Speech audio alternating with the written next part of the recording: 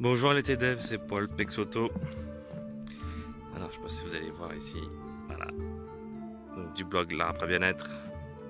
J'espère que vous allez bien. Moi ça va, je suis en train de passer mes vacances en ce moment de 2 jours à Paimpont, en Bretagne, dans la forêt de Brocéliande où je suis actuellement. Et je voulais vous faire une petite vidéo pour vous donner un peu mes ressentis sur cette forêt dite mythique, de par les histoires du roi Arthur et de Merlin, les chevaliers de la table ronde, et aussi mystique, avec justement tout ce que ça comprend, tout le côté féerique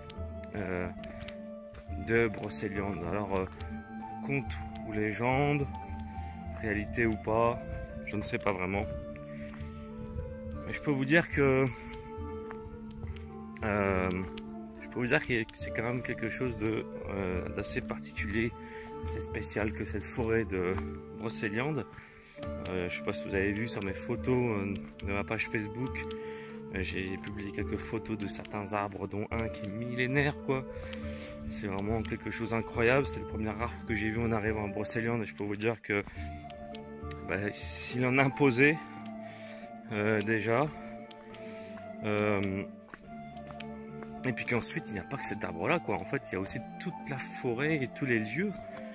On sent quand même, quelque chose de particulier ici, hein. Alors pour tout vous dire, je suis habitué à la forêt, à la nature, puisque j'habite dans une ville qui est Compiègne, où il y a une magnifique forêt domaniale qui est même plus grande que celle-ci.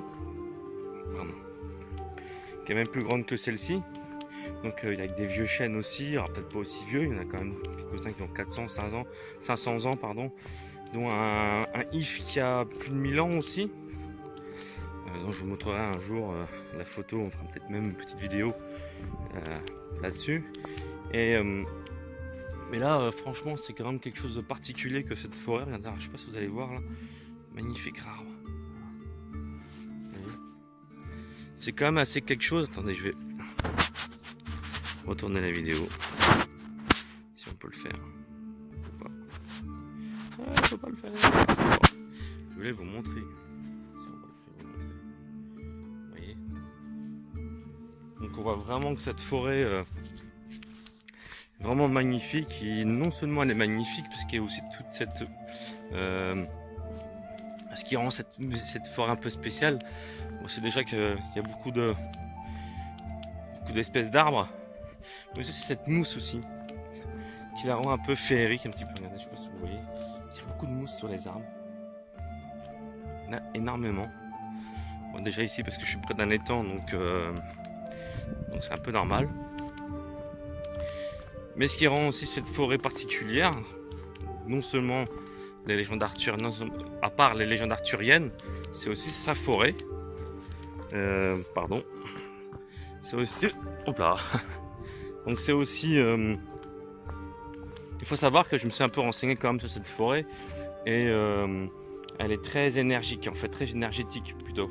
C'est-à-dire que c'est une forêt qui envoie quelque chose qui. Il n'y a pas la même forme d'énergie, en fait, je n'ai pas les mêmes sensations ici que comme dans la forêt de Compiègne, quoi, dans la forêt où je vis. C'est vraiment différent. Ici, il y a une paix, quelque chose de.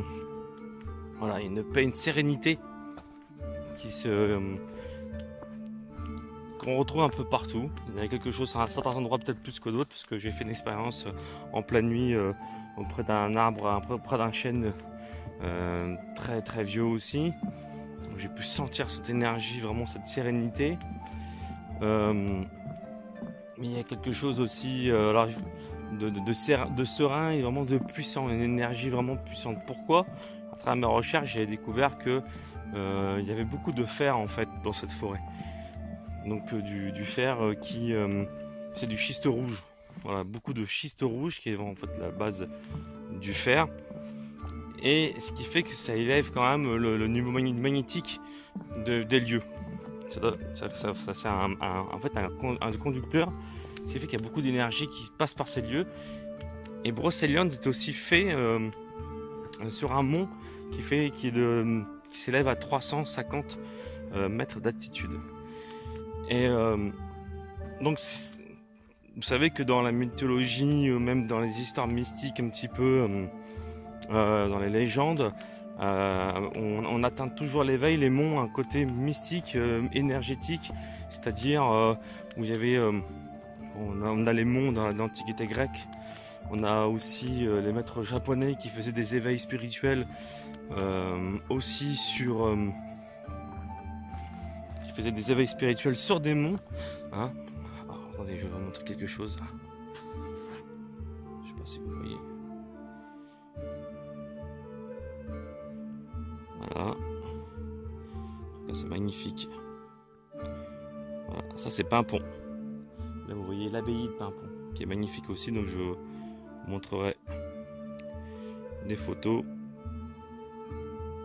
Voilà. Et donc pour reprendre où j'en étais, si je me perds pas, hop, attendez, je règle mon zoom. Voilà, je vais faire peut-être une petite photo. Sympa, voilà. Excusez-moi pour cet intermède. Il faut que je fasse attention car je passe sur des souches. C'est un peu dangereux.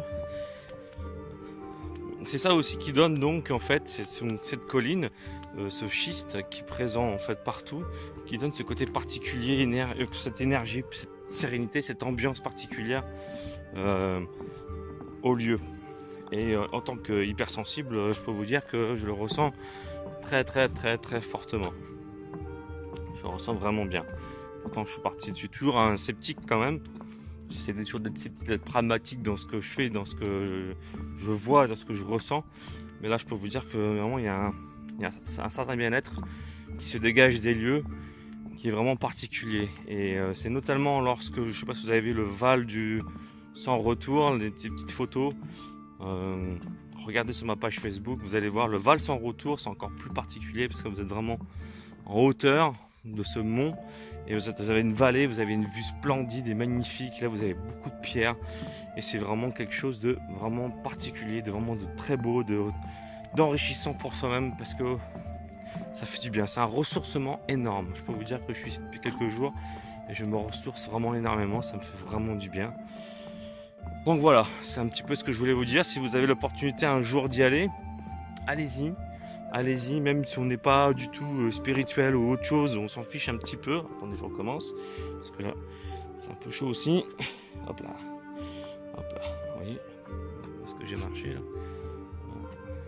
J'ai marché, c'est un arbre qui est tombé, on voit ici la souche. Si vous avez l'occasion d'y aller, franchement, allez-y. C'est assez touristique, c'est vrai. Mais franchement, si vous sortez à partir de 17h, 18h, là vous voyez quasiment plus personne. Il y a vraiment très peu de monde. Et c'est assez sympathique. Regardez ça. Comme c'est beau ça. C'est vraiment quelque chose. Alors là, on passe dans des endroits. Là, je suis en train de faire le tour de l'étang, qui sont de la prairie à la forêt assez obscure. Vous voyez. C'est vraiment particulier quand même, quoi. Moi, je trouve ça vraiment sympathique. J'adore. J'adore vraiment, on s'y sent bien. On s'y sent vraiment bien. Donc allez-y. Prenez même quelques jours hein, s'il faut y aller. Attendez, je vais essayer de ne pas tomber. Surtout quand on a le portable. Faire un peu de gym. Bon, généralement ça va. Puis les gens, franchement, il y a une bonne ambiance quand même. C'est pas non plus le tourisme de masse comme on voit dans les autres villes, dans les grandes villes. Là, c'est vraiment plus simple. Je vous dis, la forêt, je suis à la Arène pendant une journée, même une après-midi, quelques heures même. Et il y a un manque, quoi. Quand je suis revenu ici, ça m'a fait du bien, quoi. Franchement, essayez. Puis il y a aussi beaucoup d'activités. Franchement, il n'y a pas que ça. Il y a pas mal de choses que vous pouvez voir. Et vraiment, le centre arthurien, de l'imaginaire qui est vraiment sympa à faire. Où on vous explique, il y a des compteurs qui sont dedans avec tout un... comment dire... on vous montre des images féeriques aussi. Il y a aussi la porte des secrets de Pimpon. Franchement, c'est sympa. C'est vraiment très sympa. Il y a des églises qui sont, même si on n'est pas chrétien, qu'on n'est pas religieux, mais il y a le côté mystique et féerique qu'on retrouve dans les églises aussi, notamment celle de Pimpon et celle du Graal, l'église du Graal, qui se trouve dans un village à côté. Il y a des dolmens aussi qui sont vraiment sympas. Vous verrez aussi tout ça sur ma page Facebook. Vous allez voir, peut-être que je ferai aussi quelque chose au niveau du blog. Il y a vraiment des lieux mythiques qui sont incroyables.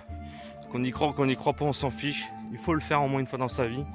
Et vous allez voir, ça vaut vraiment le déplacement et le coup d'œil.